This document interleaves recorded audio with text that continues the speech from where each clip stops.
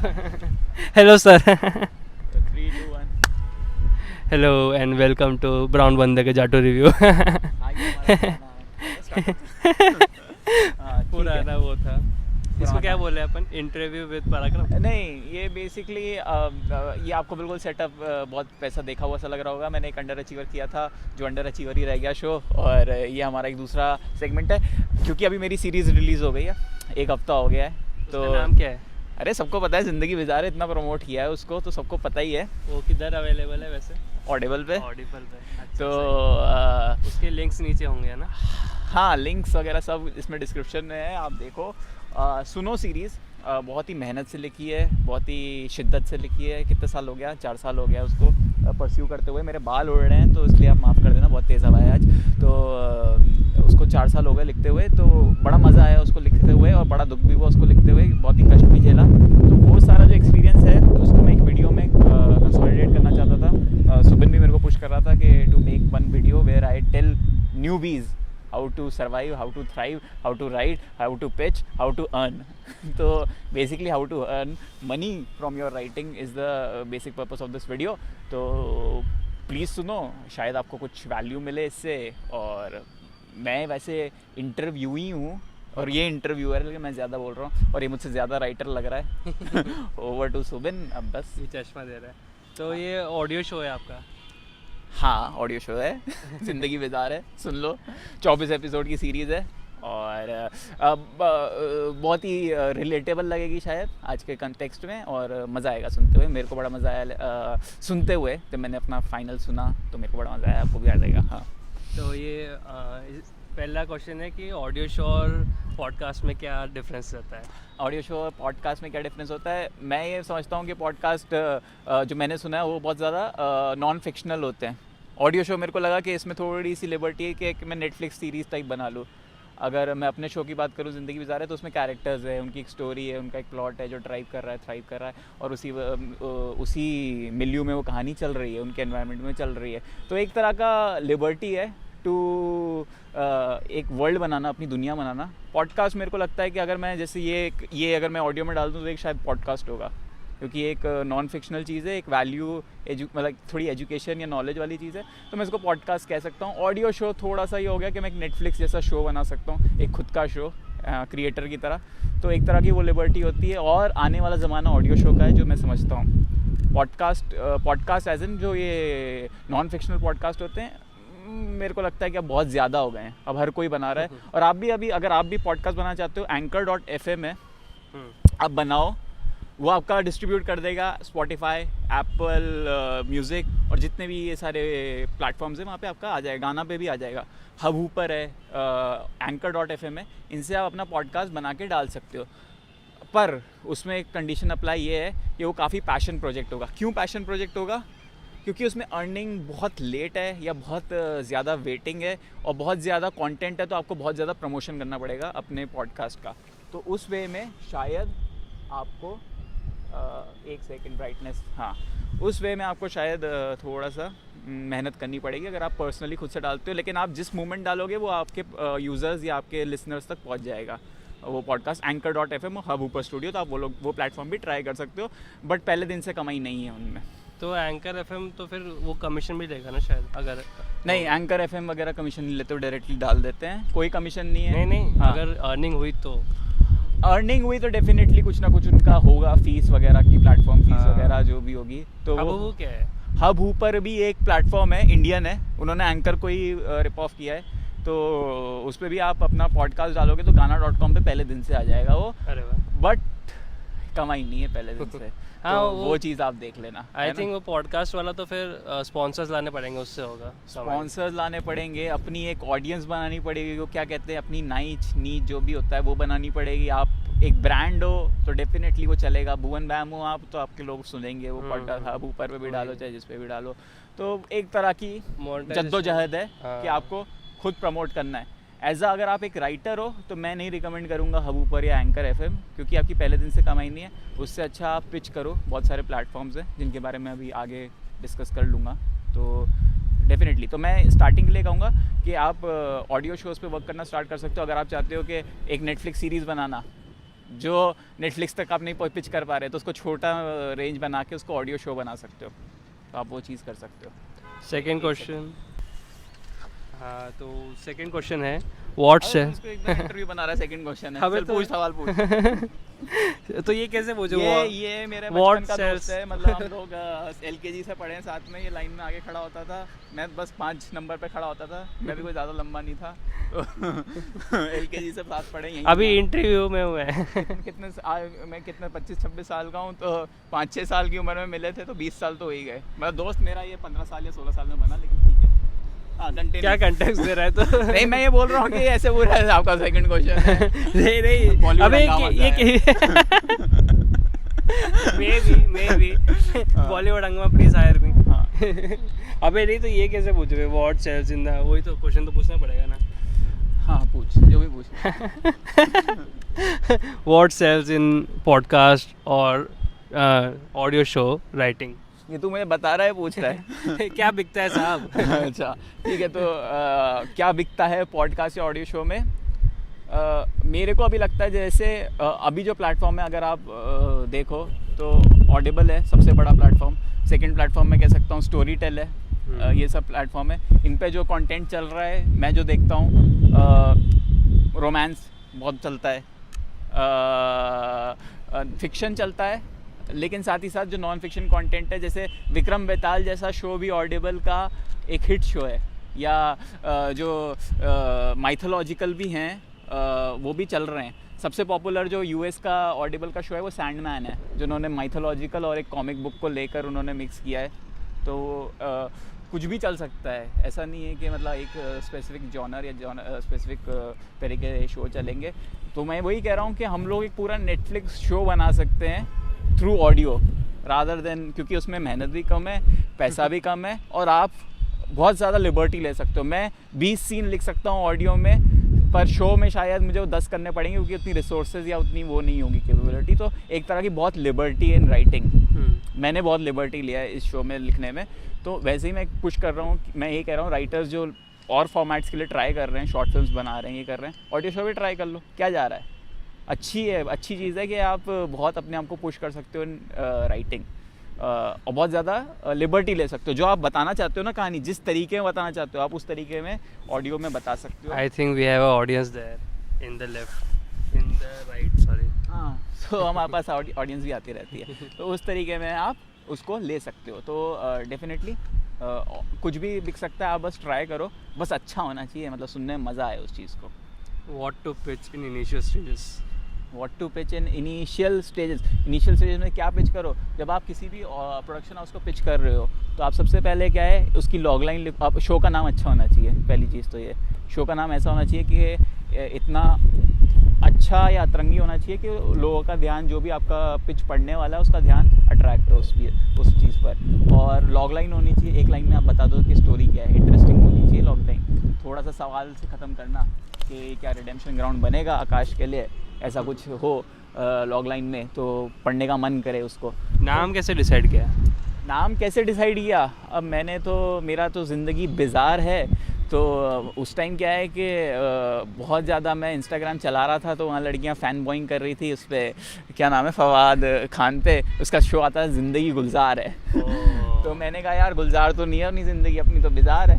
तो उससे ज़िंदगी बिज़ार है बन गया। अब ये लोग मेरे पे केस ना कर दें। तूने सबको बता दिया। तो कॉपीराइट। और मेरी कहानी भी थोड़ी सी बिज़ार सी थी, मतलब उस कैरेक्टर के लिए उसकी लाइफ बड़ी बिज़ार है, कुछ भी हो जाता है उसकी ज़िंदगी में, और एक बहुत ही लॉन्ग टाइम क्रश है जो बार बार आ रही है उसकी ज़िंदगी में वापस।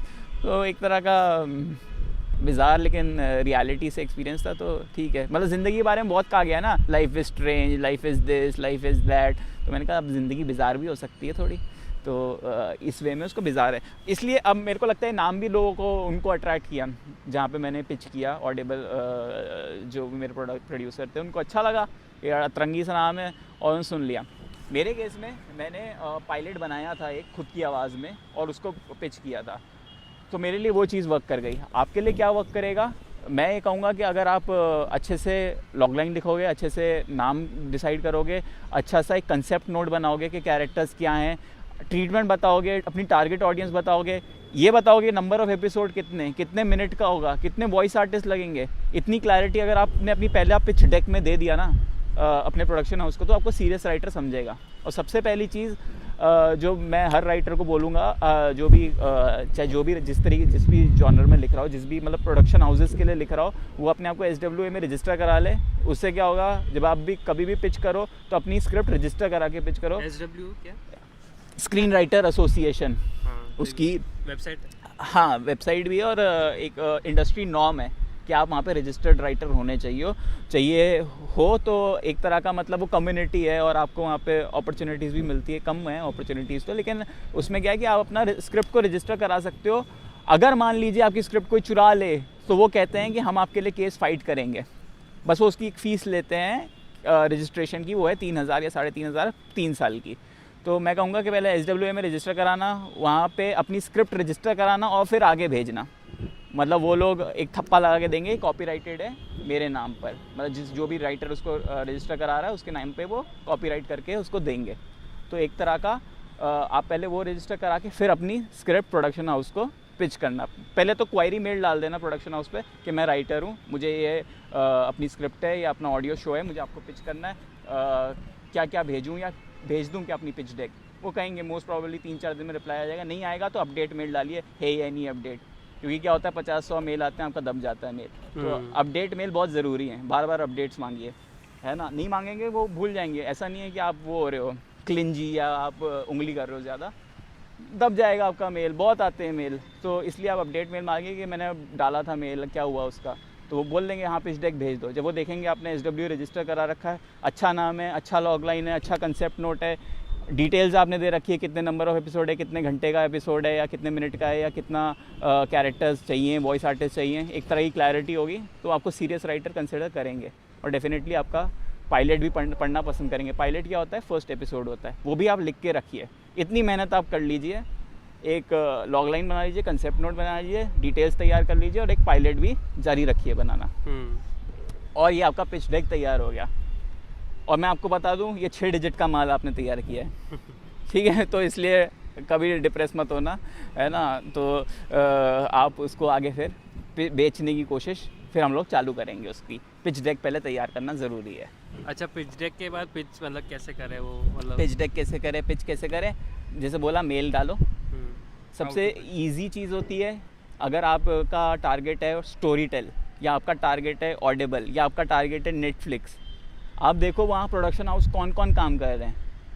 आप देखो, अगर नेटफ्लिक्स को मेरे को पिच करना है तो मैं देखूँ अरे धर्मा काम कर रहा है नेटफ्लिक्स के लिए, तो मैं धर्मा की मेल आईडी निकालूंगा, वहाँ उनको मेल डालूंगा, क्वेरी मेल कि मैं पिच भेज दूँ अपनी, वो कहेंगे हाँ भेज दो क्योंकि हम कर ही रहे हैं। तो ऐसे आप मेल आईडीज़ निकालिए सबकी, क्योंकि मैं कहीं नहीं गया हूँ, मैं तो घर पे बैठा रहा हूँ इस पूरे लॉकडाउन में, और मैंने जितना काम मतलब ये शो पूरा अगर मैं कहूँ तो यहीं बैठ के किया है, इसी सरोज़मीं पे।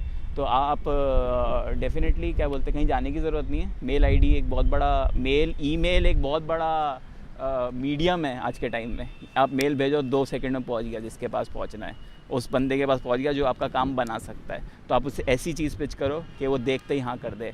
तो मेल आईडीज़ आप निकालो। अगर आप ऑडिबल वालों को पिच करना चाहते हो तो आप डायरेक्टली ऑडिबल को भी कर सकते हो, साथ ही साथ जो प्रोडक्शन हाउसेस ऑडिबल के साथ काम करते हैं आप उनको पिच कर सकते हो। उनकी मेल आईडी आप कहीं से भी निकाल लो, इंस्टाग्राम से निकाल लो, उनकी वेबसाइट से निकाल लो, उनको इंस्टाग्राम पे मैसेज डाल दो। आजकल तो सारे प्लेटफॉर्म, सारे जितने प्रोडक्शन हाउस हैं वो सब इंस्टाग्राम पे बैठे हुए हैं, तो आप उनको डाल दो कि मुझे आपको पिच करना है, वो आपको बता देंगे हाँ ऐसे पिच कर दो, और आपका काम बन जाएगा मोस्ट प्रोबेबली।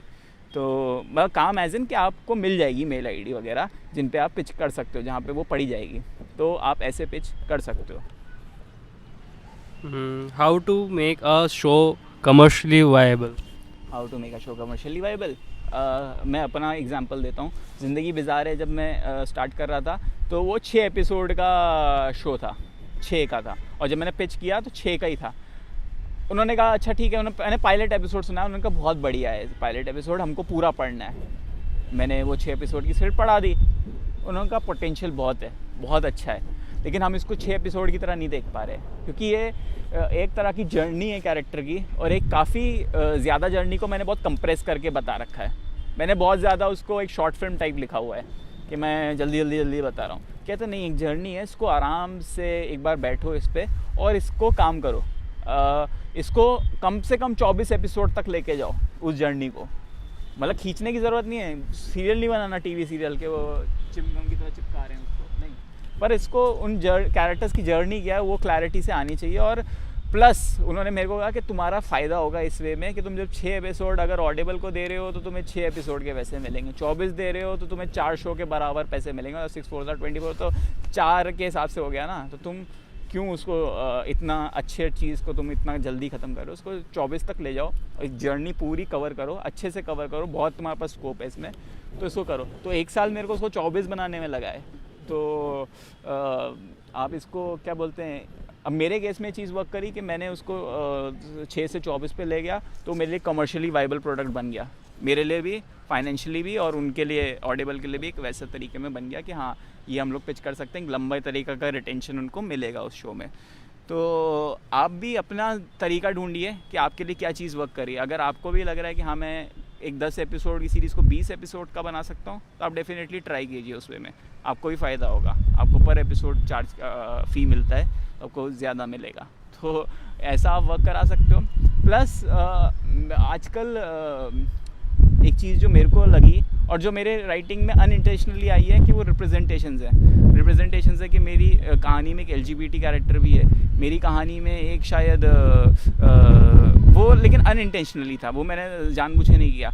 एक तरह का विमेन का रिप्रेजेंटेशन मेरी कहानी में मैंने कमेंट्री की है उस चीज़ पर, जहाँ एक पार्ट है कि वो बोलते हैं कि स्पॉइलर हाँ, कि क्रिएटिव प्रोड्यूसर कहती है कि अवंतिका यहाँ पे ऐसा लग रही है प्यार मांग रही है, तो वो मैं मेरी कहानी में ऐसा लग रहा था, लेकिन मैंने उसको रीड आउट कर दिया कि ऐसा लग रहा है, इसको हाउ टू करेक्ट इट। तो एक तरह का आप रिप्रेजेंटेशन अच्छा करोगे ना, तो वो जो ऐसी ऑर्गेनाइजेशन होती है जैसे ऑडिबल हो गई या बड़े प्लेटफॉर्म्स हो गए, वो लोग को रिप्रेजेंटेशन एक तरह का अच्छा लगता है। क्यों? क्योंकि वो एक मासेस तक पहुँचेगा, मेरी कहानी शायद ऑडियंस तक पहुँचेगा जो मतलब केटर करेगा हर तरीके की ऑडियंस को। पर वो चीज़ हाँ अनइंटेंशनली होनी चाहिए। जैसे मैं एक गेम खेलता हूँ द लास्ट ऑफ अस 2, तो उन्होंने सारे जो अमेरिका में प्रॉब्लम्स चल रही है वो एक ज़ॉम्बी गेम में डाली हुई हैं, पर उन्होंने बहुत अनइंटेंशनली वो चीज़ की है, तो वो अच्छी भी लगती है।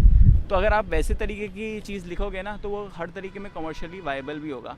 एक मैं प्रोडक्शन हाउस के साथ काम कर रहा था, तो उसने मेरे को पता है अंडरलाइन करके दिया कि 2 LGBT स्टोरी डालो, तो और वो सच बताऊं उनके लिए वर्क भी नहीं करा, क्योंकि वो लोग बहुत ही ज़्यादा सोच के वो चीज़ कर रहे थे, बहुत इंटेंशनली कर रहे थे रिप्रेजेंटेशंस और वो सब, तो वो बहुत चीज़ गलत बन जाती है, फिर वो मजाक बन जाता है फिर।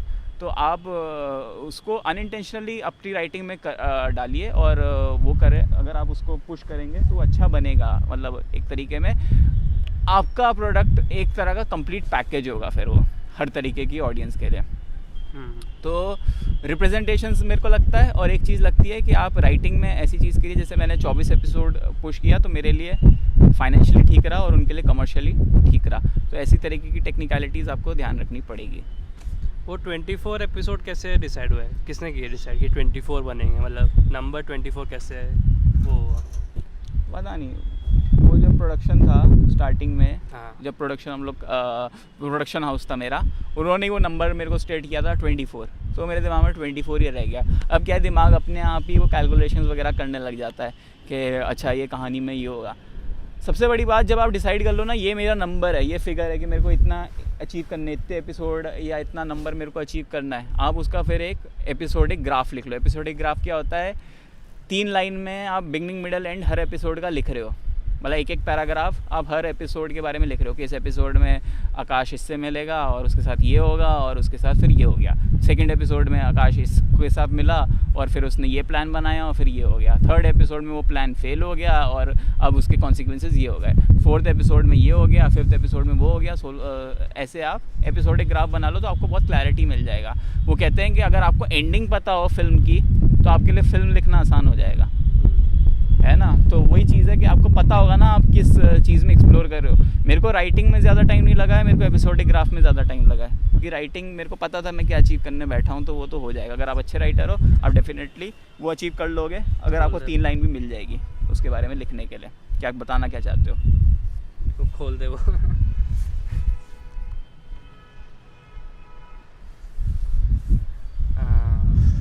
मैं ज़्यादा तो नहीं बोल रहा। अब मेन क्वेश्चन में आते हैं जिसका ऑडियंस भी इंतज़ार कर रही है। हाउ मच डज इट पे? इट पेज गुड अगर आप अच्छे प्लेटफॉर्म के साथ काम कर रहे हो। इट्स लाइक अगर आपको नेटफ्लिक्स का शो मिल जाएगा तो आपका साल भर या 2 साल का काम हो जाएगा। तो सेम ऑडियो के साथ भी अगर आपको एक अच्छे प्लेटफॉर्म मिल गया जो कि अभी शायद ऑडिबल हो सकता है अभी के मार्केट में, तो अगर आपको अच्छा प्लेटफॉर्म मिल जाएगा तो इट पेज डेफिनेटली गुड। बस मैं इतना कह सकता हूँ ना, पर फिर क्वेश्चन क्यों डाला? तो और क्या जानना है? नहीं, but at least how much can we expect from them and how least should we expect? Figures, अगर नंबर्स की बात करें, 24 एपिसोड मान लो, तो अगर लीस्ट कितना होगा और मैक्सिमम कितना मिल सकता है? सी, जब मैंने स्टार्ट आउट किया था तो मैं बिल्कुल नाइव था, आपकी तरह हो सकता हूँ, मतलब आपकी तरह क्या, मतलब मैं नाइव ही था, बिल्कुल ज़ीरो लर्निंग अंडरस्टैंडिंग थी नंबर्स की। आज से 2 साल पहले जब मैं कोई ऐसा ही प्रोजेक्ट परस्यू कर रहा था ऑडियो का, तो मैंने मुझसे पूछा कितने पैसे लोगे, मैंने कहा 6,000 पर एपिसोड। तो कितना टोटल, मैंने कहा 36,000। तो वो लोग भी मेरे मुंह पे हंस दिए थे कि 36,000 में तू अपना यहाँ पे, मैं उस टाइम बॉम्बे में था, तुम अपना रहना खाना निकाल लोगे क्या? तो आप ऐसा कोट कीजिए जो डेफिनेटली आपका एक एपिसोड आपकी एक सैलरी के बराबर होना चाहिए पर मंथ की। टू बी ऑनेस्ट इतना होना चाहिए कि आपकी वो 1 महीने की सैलरी हो एक एपिसोड, क्योंकि आप अपना टाइम इन्वेस्ट कर रहे हो, आप अपना उस पर वैल्यू, अपनी ज़िंदगी की नॉलेज सब इन्वेस्ट कर रहे हो। तो इतना होना चाहिए कि एक एपिसोड आपका 1 महीने का सैलरी हो। अब आप सोच लो आपकी सैलरी कितनी होती है। कम से कम आप जो अभी सैलरी अगर कमा रहे हो कहीं भी ऑर्गेनाइजेशन में, तो कम से कम उसका 3/4 तो होना ही चाहिए एक एपिसोड का वैल्यू। तो आप सोच लो, मैं ये कह सकता हूँ, मैं 24 एपिसोड अगर किया हूँ तो मैं 6 डिजिट में पेड हूँ। ठीक है, आज के टाइम में मेरे को 6 डिजिट पे किया गया है। वो अमाउंट मैं फिगर रिवील नहीं कर सकता, लेकिन अगर आप पर्सनली पूछोगे तो मैं डेफिनेटली आपको बता दूंगा। हाँ, रिवील करना नहीं, बस वो ऐसे ही कि अगर कोई जाए आगे। हाँ, तो मैं कहूँगा जो भी आप सैलरी में कमा रहे थे उसका 3/4 तो आपको, आप पूरा मांगिए, आपको 3/4 तो मिलना ही चाहिए। मैं एवरेज सैलरी बोल रहा हूँ आईटी वाले की। हाँ, है ना, मैं कोई वही नहीं बोल रहा कि आप मैंने MBA करके HR बने हुए हो तो आपकी सैलरी नहीं। बेसिकली 1 मंथ आपके एक्सपेंस के और आपके रेंट के कितना मिलता है, और 25-30 हज़ार ना एवरेज, कट कुटा के 25-30 हज़ार मिलता है एवरेज। आप इतना मांगिए पर एपिसोड। मेरे को इतना नहीं मिला है मेरे को इसका क्योंकि मैं एकदम नया चावल था, मेरे को बिल्कुल आइडिया नहीं है, और मैंने गलत ही मांगा, मैंने तो पैसा ही गलत मांगा था। तो बेसिकली आइडियली तो वो होना चाहिए। इसके बाद तुझे सेकंड क्वेश्चन ये पूछना चाहिए मुझसे, क्योंकि मैं इस बात का जवाब देना भी चाहता हूँ कि how to know your value, how to know your worth of your content, how to know the right value, और जिसके लिए आपको फाइट भी मानना चाहिए। उसके लिए मैं कहूँगा लॉयर अप, एक लॉयर ले लो, है ना। हाउ टू फाइंड वैल्यू, वही तो आपको नहीं पता, आप पहले राइटर हो, चाहे आप नए राइटर हो, कोई बात नहीं, आप बॉम्बे में भतेरे राइटर हैं, ऑनलाइन भी आपको मिल जाएंगे जो कि क्रिएटिव डील्स कराते हैं, कॉन्ट्रैक्ट्स वगैरह एग्रीमेंट्स कराते हैं। आप उनकी हेल्प लीजिए, वो आपको राइट वैल्यू बताएंगे आपके कंटेंट की, और आपसे 2% या 3% कॉन्ट्रैक्ट की वैल्यू चार्ज कर लेंगे, जैसा भी उनका होगा। बट उससे आपको क्या है कि बहुत सारा झिकझिक जो होता है ना, मेरे केस में पूरे राइट्स ट्रांसफ़र हुए हैं मुझसे, हर तरीके के राइट्स, कैरेक्टर से और उससे। ऐसी चीज़ों में वो लोग थोड़ा फाइट कर लेते हैं कि इतना अगर आप राइट्स ले रहे हो तो इतना पे करना पड़ेगा। अगर फ्यूचर में मान लो नेटफ्लिक्स को आपका ऑडियो शो अच्छा लगता है, वो कहता है कि मैं ख़रीदने को तैयार हूँ, तो आपका फिर से नहीं रह जाएगा, फिर प्रोडक्शन हाउस का होगा जिसने आपसे पूरे राइट्स ले लिए, उसका से हो जाएगा। तो ऐसी बहुत सारी क्लॉजेज और ऐसी बहुत सारी चीज़ें होती है जो आपको लॉयर बता सकता है क्लैरिटी से कॉन्ट्रैक्ट में, क्योंकि कॉन्ट्रैक्ट आता है इतना 20 पेज या 30 पेज का, उसको पढ़ना, उसको समझना। हाँ, तो मैं वही बात कर रहा था कि आप लॉयर कर लो तो आपको राइट वैल्यू बता देगा आपके प्रोडक्ट की, और आप कोई भी झटपट डिसीजन मत लेना इसमें। आराम से, अगर वो पूछ रहे हैं क्या लोगे, आप आराम से कहना मैं आपको बताता हूँ, और सोच के उनको कोट करना अपनी वैल्यू। ठीक है, ऐसे उनके बहकावे मत आ जाना, अरे चाहिए, डेस्परेट मत बन जाना। आराम से तसल्ली से सोच के you can tell them. Lawyer से कैसे ढूंढा आपने, मतलब आपने ढूंढा क्या, मतलब कैसे ढूंढे, कोई ढूंढना चाहे तो? देखो, इंसान अपनी मुंह जला के सीखता है चीज़ों को कॉफ़ी फिर फूक फूक के पीता है, जब पहली बार मुंह जलता है ना, तो अपना जला क्या मतलब, अपनी ऐसा नहीं कह सकता रिकॉर्डिंग में आप समझ जाओ, एक्सपीरियंस हो। हाँ, तो इसलिए मैं आपको पोस्ट कर रहा हूँ वाई टू टेक। नहीं, बट कोई अगर ढूंढना चाहे तो कैसे ढूंढे, कोई भी नॉर्मल चलेगा? हाँ, मैं कहूँगा कि आप या तो जो राइटर्स ग्रुप है वहाँ पे क्वेरी डाल दीजिए, आप पूछ लीजिए, आप SWA से एक मेल डाल दीजिए कि कोई अच्छा लॉयर बता दीजिए, SWA भी आपकी हेल्प कर देगा उस केस में अगर आप SWA के मेंबर हो। और बॉम्बे में जैसे मैंने बोला बहुत सारे ऐसे लॉयर हैं जो यही सब में डील करते हैं, राइटिंग कॉन्ट्रैक्ट्स और इनमें, तो वो आपकी डेफिनेटली हेल्प कर सकते हैं। तो मैं स्पेसिफिकली कोई नहीं जानता हूँ, लेकिन अच्छे हैं लॉयर्स, बस हाँ लॉयर भी आपका अच्छा होना चाहिए, वो चीज़ आप देख लेना। हाँ, तो थोड़ी रिसर्च कर लेना, SWA डेफिनेटली हेल्प करेगा, SWA से आप हेल्प ले सकते हो, स्क्रीन राइटर एसोसिएशन से। SWA इंडियन है क्या? हाँ हाँ, इंडिया की है, बहुत साल पहले राइटर्स ने बनाई थी। तो बॉम्बे की वो एक अच्छी ऑर्गेनाइजेशन है जो मतलब सब मानते हैं, अच्छी तो क्या मतलब सब मानते हैं उस ऑर्गेनाइजेशन को, तो आप उसको डेफिनेटली अप्रोच कर सकते हो। और what to keep in mind before signing a contract? वही बात, वही पैसा देख लो अपना चीज़ें देख लो, कितने राइट्स बिक रहे हैं आपके हाथ से, कितना से चला जाएगा आपकी चीज़ का, वो आप चीज़ देख लो, क्या वो उस वैल्यू के बराबर है जो आपको वैल्यू मिल रही है, और क्या आपकी मेहनत के हिसाब से कॉन्ट्रैक्ट है या नहीं है, क्रेडिट है उसमें आपका, कितना क्या क्रेडिट है वो भी देख लेना, पढ़ लेना। ये हो कि आपका एंड में क्रेडिट ही गायब कर दे, है ना, तो उस चीज़ के लिए आपको डेफिनेटली थोड़ा सा स्टैंड लेना पड़ेगा। आपको कह दिया जाएगा कि तुम तो बड़े प्रोफेशनल हो रहे हो या ये हो रहे हो, आपको प्रोफेशनल होना पड़ेगा टू बी ऑनेस्ट, वरना फ़ायदा उठाने वाले तो सब हैं। तो आप थोड़ा सा समझदारी, थोड़ी सी चालाकी as in not in a bad way but in a good way, आप थोड़ा सा इंटेलिजेंस अपना बना के रखना और आपका काम बन जाएगा। आप डरना नहीं किसी भी चीज़ से, इंटिमिडेट मत होना कि अरे कॉन्ट्रैक्ट चला ना जाए मेरे हाथ से, ऐसा नहीं होता। अगर वो आपको कॉन्ट्रैक्ट दे रहा है तो डेफिनेटली आपके कंटेंट की वैल्यू है, इसीलिए दे रहा है, और आप फाइट कर सकते हो फॉर द राइट वैल्यू। अपनी अंडर वैल्यू मत करना खुद को। आजकल अंडर वैल्यू बहुत सारे राइटर कर देते हैं, फ्री में अपना कंटेंट बेचते हैं, डालते हैं, प्लेटफॉर्म्स को देते हैं, मेरे को बड़ा गलत लगता है वो चीज़, तो वो चीज़ मत करना, अपने आप को अंडर वैल्यू नहीं करना। और वो मालूम कैसे पड़ेगा कि कितनी वैल्यू होनी चाहिए? मान लो राइट्स भी हैं, तो ये सब इसमें सब कैलकुलेशन कैसे करें?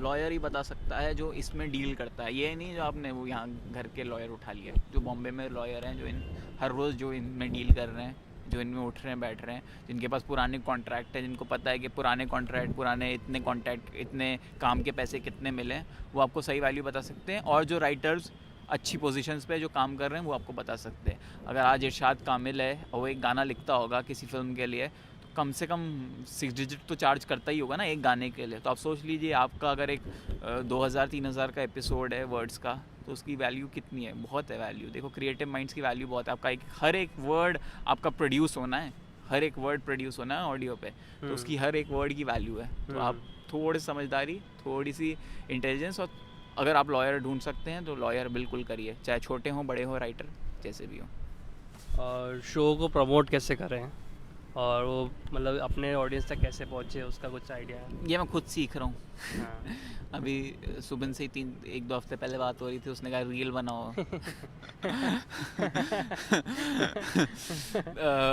अपने कंटेंट को बनाओ, ऐसे आप प्रमोट कर सकते हो जैसे मैं कर रहा हूँ। हाँ। जो अपने एक्सपीरियंसेस शेयर कर रहा हूँ, हाँ। है ना। तो आपकी वैल्यू तभी बढ़ेगी जो आप दुनिया को वैल्यू कुछ दोगे, वैल्यू का। तो मैं कोशिश कर रहा हूँ कुछ वैल्यू का देने का, इसलिए शायद मेरी वैल्यू बढ़ जाए। तो आप ऐसे प्रमोट कर सकते हो शो का, और अपनी किस्मत भी होती है, कंटेंट भी अच्छा होना चाहिए, तो चलेगा ही चलेगा। एंड आई गेस वो शो वाले भी प्रमोट करेंगे, राइट? हाँ, आप प्लेटफॉर्म के साथ काम कर रहे हो तो वो प्रमोट करेंगे। प्रॉब्लम ये होती है जब आप Anchor.fm से स्पॉटिफाई पे डालते हो, डायरेक्टली खुद से स्पॉटिफाई पे डालते हो या किसी और प्लेटफॉर्म पे डालते हो, तो आपको खुद सारी वो जद्दोजहद करनी पड़ती है, क्योंकि आपका ही शो है, उसे आपको अपने बच्चे की तरह पालना है। यहाँ ये हो जाता है कि आपने अपने बच्चे को बेच दिया पैदा करके, स्पॉन्सर कर दिया। Kind of. आपका बच्चा इंटेलिजेंट था तो आपने कहा चलो पैसे ले लो, नासा वालों को दे दिया। हाँ, अब वो वहीं पिट रहा है। मेरी शक्ति को गलत तो वो हो रहा है। तो ये चीज़ है। बस फिर लास्ट क्वेश्चन कि कैसा फील हुआ आपको जब बिक गया, एंड अभी कैसा एक्सपीरियंस चल रहा है? प्रॉब्लम ये है कि ये अभी शो रिलीज नहीं हुआ है और हम ये 3 हफ्ते पहले रिकॉर्ड कर रहे हैं। ये आपको नहीं पता। ये आपको नहीं पता होना चाहिए था, पर जब इतना ऑनेस्ट कॉन्वर्सेशन चल रहा है तो बता देता हूँ। तो अभी कुछ फील नहीं हो रहा, अभी ये फील हो रहा है चलो बिक गया। थोड़ी सी शांति है कि इस साल का टैक्स जब भरेंगे तो कोई TDS रिफंड में होगा पैसा। अरे वाह नहीं, लेकिन टैक्स नहीं भरना। अभी भी स्लैब से नीचे ही जा रहे हैं अपन। टैक्सेबल स्लैब से। तो टैक्स मत दे तू तो कमाई कर। तो वो खुशी रहती है। और मेरे को एक खुशी ये होती है कि जो फ्रेशर इस साल लगा होगा जॉब में वो पूरे साल अभी घिसेगा है ना, हर एक दिन हर एक मिनट। और उतना ही काम मैंने घर बैठे अपने टाइम से अपने सोते खाते, मेरे घर वालों को अभी भी नहीं लगता कि मेरे घर वालों को अभी भी नहीं लगता कि ऐसा कुछ हो गया है, मतलब इसने कैसे बैठे बैठे कमा लिया। तो सो रहा था पूरे टाइम तक सो रहा था, या PS4 की मैंने प्ले स्टेशन लिया था इस साल, तो मैंने प्ले स्टेशन खेला इस साल। तो कब हुआ कब है ये उंगलियां चल रही थी। हाँ, ये हुआ कब है। तो वो चीज़ एक तरह का वो होता है कि अगर आप में टैलेंट है राइटिंग का तो आपको बहुत ईजी काम लगेगा अगर टैलेंट है, और ये टैलेंट आपको वैल्यू करना पड़ेगा। आपको नहीं दिखाना लोगों को कि ये बहुत आपकी तरफ से आसानी से आ रहा है। एक बहुत जल्दी मैं कहानी बता देता हूँ। कोई बहुत बड़ा पेंटर था, I guess Leonardo da Vinci था, नाम से क्या फ़र्क पड़ता है, चलो लियोनार्डो दा विंची था, वो पेरिस में था। उसने किसी ने कहा लियोनार्डो पेरिस में, अरे पेंटर नहीं था तो वो पिकासो, सॉरी पिकासो था पिकासो। हाँ। तो पिकासो, मैं लियोनार्डो दा विंची बोल देता, आपको क्या फ़र्क पड़ता? नहीं फर्क पड़ता है भाई। चलो ठीक है यार, मैं सच बोल रहा हूँ, पिकासो था। तो पिकासो को किसी ने टिश्यू पेपर दिया, कहा मेरा स्केच बना दो, तो उसने बना दिया और दे दिया उसको। तो उसने पूछा कितनी वैल्यू है, उसने कुछ कहा पता नहीं क्या 1000 यूरोज़। तो उसने कहा अरे इतना पैसा क्यों दूँ मैं, तूने 10 मिनट में बना दिया स्केच। तो कह रहा है कि जो 10 मिनट दिख रहे हैं, जो मेरी 40 साल की मेहनत है, जो जिससे मैं 10 मिनट में स्केच बना पा रहा हूँ, वो नहीं दिखी तेरे को। ये फिर पिकासो भी नहीं है। नहीं पिकासो ही है। नहीं, कुछ गड़बड़ लग रहा है, ये नहीं। 2-3 बार सुन रखा है। हाँ, तो बेसिकली वही वो 40 साल की वैल्यू आप अपने Yes. कंटेंट में डाल रहे हो, तो इसलिए आपको वो वैल्यू उस हिसाब से ही मिलनी चाहिए। तो डेफिनेटली आप जब कंपेयर करोगे, आपको जो वैल्यूज़ मिल रही है आपको ज़्यादा कम लगेगी जो बाकी लोग कमा रहे हैं, पर आपको डेफिनेटली अच्छे वैल्यू के लिए फ़ाइट करना पड़ेगा अपने कंटेंट के लिए। और वैल्यू अच्छा मिल सकता है अगर आप सही प्लेटफॉर्म को सही टाइम पे, सही जगह पे, सही स्टोरी हो, सही कंसेप्ट पिच कर रहे हो, तो हो सकता है। बस फिर और तो कुछ बाकी सब कवर हो गया आई थिंक। जो भी क्वेश्चन हो आप प्लीज़ कमेंट में लिखिए, ये आंसर करेगा। इंस्टाग्राम पर मैसेज करो। हाँ, तो Instagram अपन को पे इतने क्या है, पॉपुलर नहीं है, हैंडल क्या है आपका? सारे मैसेज पढ़ लेते हैं अपन, Instagram रिक्वेस्ट का वाले भी handle पढ़ बताओ लेते हैं। PARAKRAM4 पराक्रम 4। ठीक है, आप उनको वहीं मिल जाओगे। मैं हाँ। सुबिन सुबु लाइफ। अगर आपको एनिमेशन का कोई भी काम हो तो मुझे मत देना, मैं बिजी हूँ अभी, बिल्कुल टाइम नहीं है। पर बाकी हाँ, वहाँ पे आप भी फॉलो कर सकते हो। पर हाँ, इनका राइटिंग का पूरा है, आप उन जाइए, पूरा चेक कीजिए, ऑडियो शो सुनिए। And thank you for watching और लिसनिंग। Bye bye.